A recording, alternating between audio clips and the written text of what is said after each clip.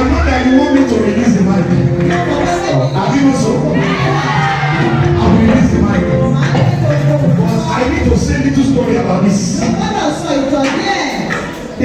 know, that song was so deep. And he said, Tabara ni to sọ fún Ọlọ́run òṣòro tó ń bá ṣe. At that time, sir, èmi sọ fún Ọlọ́run òṣèlú tí mo fẹ́. In my heart, I was saying it. But your son was responding to every question I was asking him.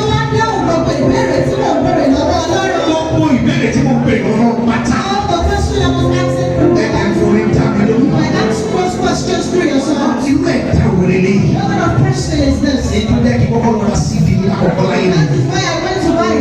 Láti máa ẹ̀ kó sórí LinkedIn show. Tí mi kì í gbọ́. And I'm saying it openly. You are a messenger. Ó ṣe máa sọ ìpè náà fún ọrọ̀ tí mo rí sí ní fún yín. Máa sọ fún yín. So that ẹ lè mọ̀ pé ẹ yàtọ̀ nínú àwọn òjíṣẹ́. Nínú àwọn tó ń jíṣẹ́ wọn. Please help me correct all this your thing. Ẹ wo ṣe ẹni bínú mi ṣe ń dùn tó ẹ má jẹ kí n wò. Ṣé wàá bá kíní ẹ̀? Praise the Lord. Inú mi dùn. I don't know. When you see ẹ jẹ́ kí n tẹ okay for the first time.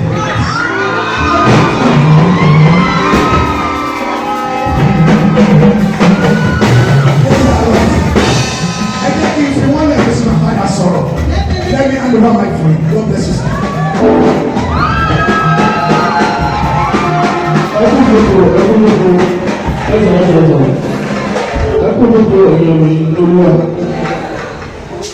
Àkọ́kọ́ ni mo kọ́ fẹ́ sọ fún ilé ìdìbò ìdúró.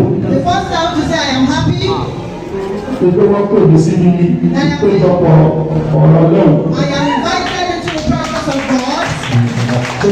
Ibi tí wọ́n wá ní ṣe tọ́lọ́ ìlú máa tó rẹ̀. Where they are happy of God, I'm always there. Torí pé tó máa ṣe tọ́lọ́ ìlú máa ń ṣe níbẹ̀. When they are doing things of God in His mind. Tó fi rí bẹ́ẹ̀ ni pé ìṣẹ́ gbogbo àbáṣe wà lóko yìí. The reason is because every one of us seated. Gbogbo ara ní ìmọ̀lẹ́ ẹ̀nu ayé wa. We have light in us. Má gbóná bàbá. Ṣàwárí ìwà tó ní kálukú bá ń wù náà máa fi kún ìmọ̀lẹ́ yẹn lábẹ́ máa dínkù.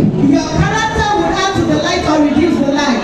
Bẹ́ẹ̀ni bọ́lá ṣe dá gbogbo àmì ẹ̀rọ. That's the way God created everyone. Kò sẹ́yìn ọ̀tọ́lọ́wọ́ bá kórìíra. There's no one God created. Ntọ́lọ́wọ́ fẹ́ kó dáa. What God doesn't want, He doesn't create it. Gbogbo máa ń sọ̀rọ̀ èṣù, máa ń sọ̀rọ̀ èṣù òrìdáyàn lẹ́mú. Àwọn alẹ́sìn ló ṣe kí nìkan èṣù lábẹ́ àti ṣe kékeré mú kí sáyé Satan kankan. doesn't have power to do anything. Ọlọ́run ò dá pé kó máa bá òun fa nǹkan kò lábẹ́ àbọ̀ ìdí fà. Satan doesn't have anything to contend with. Ó dá wa pẹ̀lú mọ́lẹ̀ tí mọ́lẹ̀ kọ́ lẹ́ pé kan jù kan lọ ní. He created us in Àwọn the bímọ máa fẹ́ràn kan jù kan lọ. when we give birth to child, we love one more than the other. Tọ́wọ́ bá wá ṣàìgbọràn láwọn bí ìfẹ́ tẹ́ ní fòkù.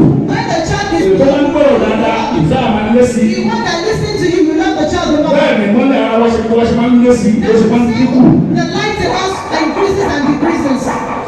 Lọ́jọ́ kan, One day, gbogbo táwọn kan sọ pé orin ò dá, ó lè rùsẹ́sì. it's against our religion. Wá ó sùn mí lè sùn. I slept, I couldn't sleep. Mo jókòó mi lè jókòó. I sat down, I couldn't sit. Máa wé bọ̀ sí ìwọ náà ló fún mi nígbà tó fi kọrin yìí. And my daughter gave me the wisdom to sing the song. Kí ló dé tó fún mi nígbà tó fi ṣe nǹkan tó fẹ́? Why do you give me the knowledge to do that which you don't want? Tó wá pé nǹkan tó fẹ́ ni mo fi ṣe ìgbà lọ́wọ́ mi. If the things that what you don't like is what I'm doing, take it away from me. Tó ní kí n ṣe wà ní ọlọ́run àlejò tí ìgbésí ayé mi kò yé mi o. My life, I can't even explain Ní it. ìwọ̀n sábẹ̀. Ọkọ̀ máa ń ṣe nǹkan tó bá ti sọ sí mi lọ́kàn. I am doing what it tells me into. Ìgbà tó wọ́n wá ní wàhálà mi pọ̀. When it comes to becoming too troublesome, Wá sùn, I slept wá lánàá. and I dreamt. Àkókò fi kọ́ ẹni tó fi sọ̀rọ̀. I was singing why. Lọ́jọ́ kan wọ́n tó ń pé onímọ̀ bá fi sùn lọ. Mo láàlá mo ń fò lókè lọ́jọ́ sẹ́ráfin. Wá funfun báláwù òbí ti ṣe rògbò. Lọ́jọ́ kan wọ́n tó ń pé onímọ̀ bá fi sùn lọ. Mo láàlá mo ń fò lókè lọ́jọ́ sẹ́ráfin. Wá funfun báláwù òbí ti ṣe rògbò. Mo láàlá níbi mo ń fò wá dàda gẹ́lì kékeré. I was glad I don't look like a cherubim. Ó wá ní ìyẹn tó tóbi tó ká gbogbo ayé yìí. I have a feathers for wings. Mo kọjá omi tó pọ̀. I fly through lots of Mo rivers. kọjá koríko tó pọ̀. I run over the grass. Mo kọjá pápá. òkè tó pọ̀. Over high mountains. Ìgbà tí mo fẹ́ yà gbogbo yẹn mo ṣe wá ń gòkè lọ. When I used this and I began to Mo wá gòkè lọ. I was going Òkè on. ní pẹ̀lẹ́ mi ìrántí iye ìpele tí mo I fò couldn't lọ́wọ́. even remember the realms in which I flew Mo to. wá rí bàbá kan dàbà. And also an elderly man. Ó ní jẹ́jẹ́lé. He's small. Ṣùgbọ́n tó tóbi. He was big. Ó wá láwọ̀ tó ń dán. He has a great big. Gbogbo ọmọ ẹgbẹ́ ló ti funfun. He has grey hairs all over. Irun etí ẹ̀ ó funfun. His hair Ó was ní irun ó funfun. and the nose is Ó dàgbà gan, ó dàbí àgbàlagbà ọlọ́lá. He looked like a wealthy aged man. Mo wá balẹ̀ síwájú ẹ̀, àwọn aṣèké He was tí o ti mi tí o yé mi, ó sọ̀rọ̀, ó ń dalẹ̀, ó sọ̀rọ̀, ó ń dalẹ̀. I was Mo responding. wá sọ pé nǹkan tó sọ fún mi kò yé mi. When he said, I don't say I don't understand. Mo wá náwó sí nìkan bàtà rẹ̀ bí tó náwó sí ẹ̀. Mo wá rí sọ̀ ní adé He was pointing to someone else on the tó day kọrin. that was Mo wá singing. rí bóun náà ní ìyẹn lápá. Àwọn yẹ̀ ló dàda ètò tó tẹ̀lé. His wings Ṣùgbọ́n wọn ní ìyẹn, mo wá náwó sí pé kí n wo nǹkan yẹn. I should see it. Mo wá tají. And I woke up. Mo sọ fún àfa. I told Mo sọ him. fún wòlíì. I told Kò prophet. sáájú mi sọ fún. I told Wọ́n everyone. ní ṣàlàyé fún mi. Nobody would explain Ó it. wá padà sọ sínú lẹ́kọ̀ọ́ dáná ní ọdún kan pé ọ̀nà tá a fi rọ́wọ́ rèé. This is where I am. Iṣẹ́ tí gbogbo ọmọ ń jẹ́ ìwé náà ni wọ́n ń jẹ́. Àwọn náà sọ̀rọ̀ mi jẹ́ ti ẹ̀rọ. To go and Má jẹ́ kí nǹkan nú owó wọ́n ṣe ń sìn ní ó gba kan ẹ̀ lọ́wọ́ ẹ̀. do allow anything take Má ṣe ẹ̀kọ́ tó ń ṣe lọ́ ti ẹ̀. continue to do that which you are doing. So ó wá jẹ́ kí n rí pé kò sí ibi tí ìmọ̀lẹ̀ lọ́wọ́ ò sí. Let me know there's no get the light of God. This Láti kò sẹ́ tó lè sọ pé ìrìn náà fẹ́ràn jòlí ká kó sọ ti aṣọ torí. nobody can say I'm Ọ̀dọ̀ mi lọ́wọ́ wà àwọn sọ ti ẹ̀ ní. God is with me. You are saying Kò your sẹ́ tó wọ́n bí lọ́wọ́ wà. Torí gbogbo ojú ni ọlọ́wọ́ bá wà. because God is everywhere. O ti rí jáde wò àwòrán kí ló fẹ́. Oṣù lálàáfíà jọ̀wọ́ kí ló wá. Oyè wá tí o sọ̀rọ̀ wá rí ló wà. Tọ́lá náà nìkan tó èkó jàmọ́ nìkan lọ.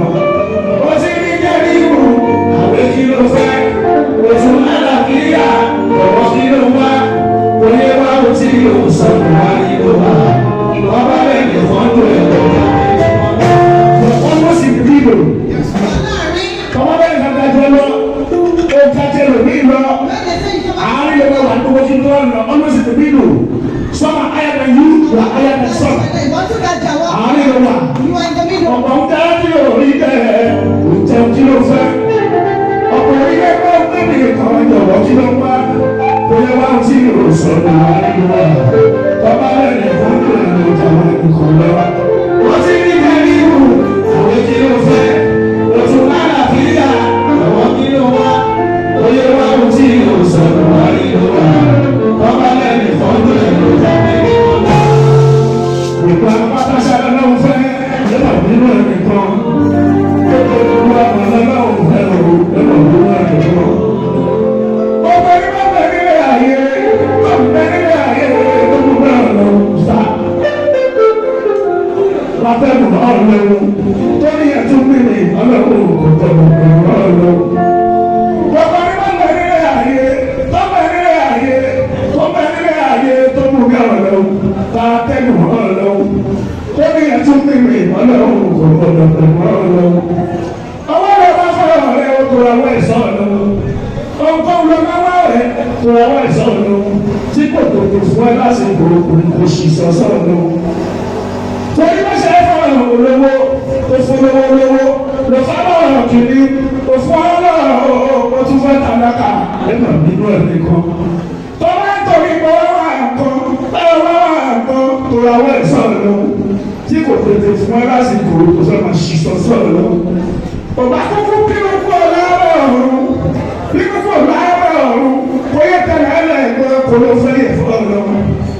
Àwọn ọba bá sọ pé kí ló dé o kí ló dé ọba sọ pé kí ló dé kò ló fẹ́ bàbá ọ̀run tó lóye pẹ̀lú ọ̀run tó bàbá ọlọ́run. Nínú àwọn ọmọ aláìka tó lóhùn ṣẹ̀dá ara wọn làṣàrà ìlú tí wọ́n bẹ̀rẹ̀ tó wà. Wọ́n kọ́ jẹ́ kú ní ìtọ́lá tó kíkí ẹni. Àwọn kan jẹ́ ọ́kìmù pẹ̀lú àti ìdì. Àwọn méjèèjì náà kọ́ṣẹ́ wálẹ̀. Rere ló báyé ṣe ìrọ̀kì ìbò àkọ́rẹ́. Ìkà ló báyé ṣe àti ìdì àkọ́bí. Ìyẹn làkọsílẹ̀ bá ṣe ìgbésí ayé. Ó lè ní pására yòó lọ. Ẹni mo dá ọgbà padà.